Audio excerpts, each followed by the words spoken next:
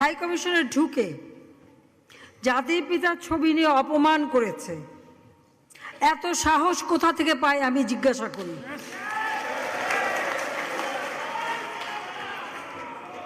আমি জানি না আমাদের হাই কমিশনে এখন কারা বসেছিল এবং তারা সেখানে কিছুই করতে পারলো না কেন, সেটাও বড় প্রশ্ন।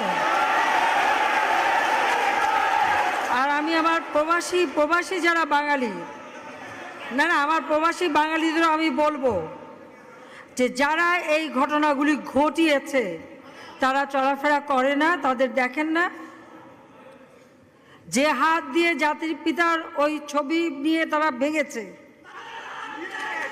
তাদের যা উপযুক্ত করা উচিত সেটা করতে হবে। কারণ জাতির পিতার নাম মুছে ফেলার চেষ্টা করা হয়েছিল, তো তারিখ যেহেতু দূরের কথা, ওর বাপ তো চেষ্টা করেছিল এই নাম মুছতে, ওর বাপও চেষ্টা করেছে, মাও চেষ্টা করেছে। তারা কি পেয়েছে নাম মুছতে? পারে নাই। ইতিহাস কখনো কেউ চাপা দিতে পারে না।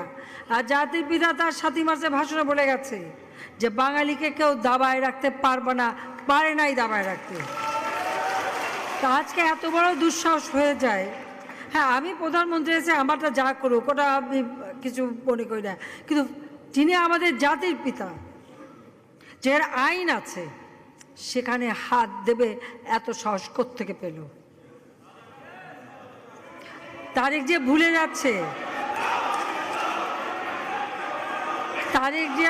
যাচ্ছে যে তার মা দুর্নীতি করে জেলে গেছে। আস্তে